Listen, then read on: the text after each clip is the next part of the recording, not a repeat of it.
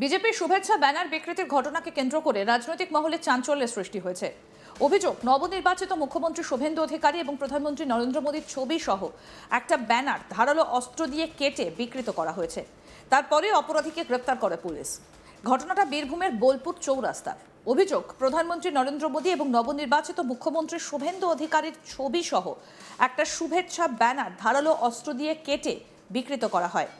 এই ঘটনায় লাভপুরের গঙ্গারামপুর এলাকার বাসিন্দা মুজতবা শেখ ওরফে শেখ মামুনকে পুলিশ গ্রেফতার করেছে বলে জানা গিয়েছে। যদিও তদন্ত এখনো চলছে এবং পুলিশের তরফে মামলার সব দিক খতিয়ে দেখা হচ্ছে।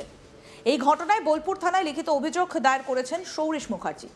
অভিযোগপত্রে তিনি জানান, রাজ্যে বিজেপির সরকার গঠনের পর গত 11ই মে বোলপুরের বিভিন্ন গুরুত্বপূর্ণ এলাকায় প্রধানমন্ত্রী নরেন্দ্র মোদী ও মুখ্যমন্ত্রী শুভেন্দু অধিকারীর ছবি সহ একাধিক শুভেচ্ছা ব্যানার লাগানো হয়েছিল। অভিযোগ, গত 26শে জুন মহরমের দিন বোলপুর চৌরাস্তায় থাকা একটা ব্যানার পরিকল্পিতভাবে নষ্ট করা হয়। শুধু তাই নয়, ব্যানারে থাকা দুই নেতার চোখের অংশ ধারালো অস্ত্র দিয়ে কেটে বিকৃত করা হয় বলেও অভিযোগে উল্লেখ করা হয়েছে। অভিযোগকারীর দাবি, এটা শুধুমাত্র একটা ব্যানার নষ্ট করার ঘটনা নয়, বরং পরিকল্পিতভাবে রাজনৈতিক উত্তেজনা ছড়িয়ে জনশৃঙ্খলা বিঘ্নিত করার উদ্দেশ্যেই এই কাজ করা হয়েছে। অভিযোগের সঙ্গে সিসিটিভি ফুটেজ সংগ্রহের আবেদন জানানো হয়েছে। পাশাপাশি প্রত্যক্ষদর্শীদের বক্তব্য রেকর্ড করে দ্রুত তদন্ত সম্পূর্ণ করার এবং দোষীদের বিরুদ্ধে কঠোর আইনানুগ ব্যবস্থা নেবারও দাবি জানানো হয়েছে। অভিযোগ পাওয়ার পরই তদন্তে নামে পুলিশ। ঘটনাস্থলে সিসিটিভি ফুটেজ, স্থানীয়দের বয়ান এবং অন্যান্য তথ্য প্রমাণ খতিয়ে দেখে এক ব্যক্তিকে গ্রেপ্তার করা হয়। ধৃতের ভূমিকা কী ছিল? তিনি একাই এই ঘটনা ঘটিয়েছেন নাকি এর পেছনে আরও কেউ জড়িত রয়েছে? সেই বিষয়েও তদন্ত চালাচ্ছেন তদন্তকারীরা। প্রয়োজনে আরও জিজ্ঞাসাবাদ এবং প্রযুক্তিগত তথ্য সংগ্রহ করা হবে বলেও পুলিশ সূত্রে জানা গিয়েছে। এদিকে এই ঘটনাকে কেন্দ্র করে শুরু হয়েছে রাজনৈতিক চাপানোতর। বিজেপির দাবি, বিরোধী রাজনৈতিক মানসিকতা থেকেই এই ধরনের ঘটনা ঘটানো হয়েছে এবং দোষীদের বিরুদ্ধে দৃষ্টান্তমূলক শাস্তি হওয়া উচিত। অন্যদিকে তদন্ত শেষ হবার আগে কোনো চূড়ান্ত সিদ্ধান্তে পৌঁছানো ঠিক হবে না বলে মত প্রশাসনিক মহলের একাংশের। ইতিমধ্যেই গোটা ঘটনাকে ঘিরে এলাকায় কৌতূহল এবং রাজনৈতিক মহলে জোর আলোচনা শুরু হয়েছে। এখন তদন্ত শেষ হলে এবং আদালতের প্রক্রিয়ায় কী তথ্য সামনে আসে সেদিকেই নজর রয়েছে সকলের।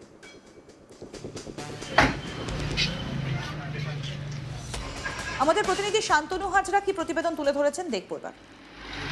বঙ্গে আর কোনোভাবে দেশের প্রধানমন্ত্রী নরেন্দ্র মোদী এবং বঙ্গের নবনির্বাচিত মুখ্যমন্ত্রী শুভেন্দু অধিকারীর ছবি নিয়ে ছেড়ছাড় করলেই খাটতে হবে জেল। হ্যাঁ, এমনটাই চিত্র কিন্তু বীরভূম জেলা জুড়ে বারবার দেখা যাচ্ছে। বীরভূম জেলার সিউড়ি বিধানসভার অন্তর্গত রাজনগর ব্লকের গাংমুড়ি এলাকায় তৃণমূলের নেতা সুকুমার আচারিয়া, তিনি কিন্তু ফেসবুকে একটি সোশ্যাল মিডিয়া যে প্ল্যাটফর্ম রয়েছে, সেই সোশ্যাল মিডিয়া প্ল্যাটফর্মে তিনি কিন্তু শুভেন্দু অধিকারীকে নিয়ে আপত্তিকর, অসম্মানজনক একটি পোস্ট করেছিলেন এবং সেই পোস্ট ঘিরেই কিন্তু একেবারে রেডে রব উঠে যায় রাজনগর এলাকায়। সেখানে দেখা যায় যে আম জনতা সুকুমার আচারিয়াকে তারা দলবদ্ধভাবে তাকে জিজ্ঞাসাবাদ করে কেন তিনি এই ধরনের পোস্ট করেছেন। সেই পোস্টের উত্তর না দিতে পারলেই সঙ্গে সঙ্গে রাজনগর ব্লকের স্থানীয় বাসিন্দারা তারা কিন্তু রাজনগর থানার পুলিশকে খবর দেন। পুলিশকে খবর দিতে ঘটনাস্থলে পুলিশ পৌঁছে রীতিমতোই তার বিরুদ্ধে কিন্তু একেবারে যে আইনি ব্যবস্থা, সেই আইনি ব্যবস্থা কিন্তু গ্রহণ করেন। সেই ঘটনায় আবারও পুনরাবৃত্তি ঘটল বোলপুরে এবার সোশ্যাল মিডিয়া পোস্ট নয়, সরজমিনে বোলপুর চৌরাস্তা লাগোয়া এলাকায় মহরমের রাতে একপাশে দেশের প্রধানমন্ত্রী নরেন্দ্র মোদীর ছবি, অন্য পাশে বঙ্গের নবনির্বাচিত মুখ্যমন্ত্রী শুভেন্দু অধিকারীর ছবি, আর সেই ছবিতেই ছেড়ছাড় করার অভিযোগ উঠল এক যুবকের বিরুদ্ধে। আর এই যুবক যখন ঘটনাটি ঘটিয়েছে, এই ঘটনা যখনই প্রকাশ্যে আসতেই রীতিমতোই কিন্তু নড়েচড়ে বসে প্রশাসন। কারণ প্রশাসনকে সরাসরি অভিযোগ একেবারে লিখিত অভিযোগ দায়ের করেন বোলপুর থানায় সনাতনী হিন্দু সংগঠনের নেতৃত্ব সৌরিশ মুখার্জি। তিনি কিন্তু স্পষ্টভাবে চারটি বিবরণ দিয়ে কিন্তু এই অভিযোগ দায়ের করেছেন এবং এই অভিযুক্তের বিরুদ্ধে কঠোরতম শাস্তি নেওয়ার জন্য আর্জি জানাচ্ছেন। কারণ আগামী দিনে বঙ্গে কোনোভাবে দেশের প্রধানমন্ত্রী ও শুভেন্দু অধিকারী মুখ্যমন্ত্রী তাদের ছবিতে যেন ছেড়ছাড় না করা হয়, এমনটা কিন্তু স্পষ্ট বার্তা দিয়েছে। আরও অভিযোগ রয়েছে যে তৎকালীন সরকার প্রাক্তন মুখ্যমন্ত্রী মমতা বন্দ্যোপাধ্যায়ের আমলে বিশ্বভারতী ক্যাম্পাস জুড়েও কিন্তু দেশের প্রধানমন্ত্রী নরেন্দ্র মোদীর পোস্টার যে কোনো বিজেপি বিরোধী সংগঠনগুলি রীতিমতোই আগুনে জ্বালিয়ে পুড়িয়ে অসম্মানজনক আপত্তিকর পোস্ট করে কিন্তু তারা রাজনৈতিক বিক্ষোভ প্রদর্শন করত সরাসরি এবং প্রকাশ্যে। সেই মুহূর্তে কিন্তু তাদের বিরুদ্ধে প্রতিবাদ করার ক্ষমতা এই মুহূর্তে বাংলার বুকে কারো ছিল না বলে, কারণ অভিযোগ দায়েরও কিন্তু পুলিশ সেই সময় গ্রহণ করতেন না।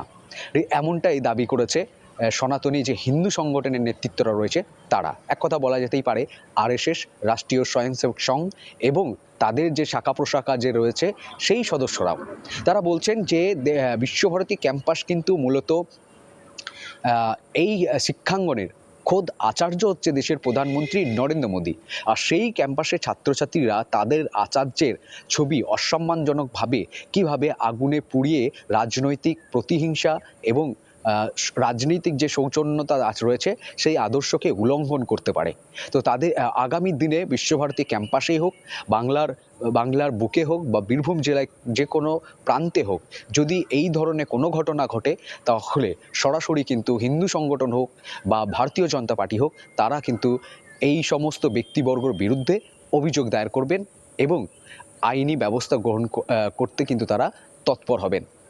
অন্যদিকে দেখা গেছে পুলিশ সূত্র মারফত জানা যাচ্ছে যে এই অভিযুক্ত তিনি কিন্তু মহরমের রাতে যখন দেশের প্রধানমন্ত্রী নরেন্দ্র মোদী ও শুভেন্দু অধিকারীর ছবি ছেড়ছাড় করছিলেন সেই ঘটনা কিন্তু সিসিটিভিতে ক্যামেরা বন্দী হয়েছে। আর সেই ক্যামেরাকে ছানবিন করেই তারা কিন্তু সৌরিশ মুখার্জির যে অভিযোগপত্র সেই অভিযোগ এবং এই সিসিটিভির ফুটেজকে খতিয়ে দেখে তারা কিন্তু এই যুবককে গ্রেপ্তার করেছে।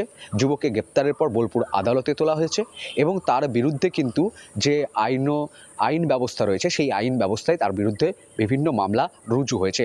আগামী দিনে যেন এই ধরনের ঘটনা না ঘটে। রাজনৈতিক বিশ্লেষকদের মতামত হচ্ছে যে দেশের প্রধানমন্ত্রী এবং তার একটি সম্মানজনক পদ রয়েছে, প্রত্যেক ভারতীয়র উচিত যে এই সাম্মানিক ব্যক্তিকে দেশের প্রধানমন্ত্রীকে সম্মান করা, তাকে সরজমিনে প্রকাশ্যে কোনোভাবেই আপত্তিকর এবং জনগণের আঘাতপ্রাপ্ত হোক সেই ধরনের পোস্ট না করা।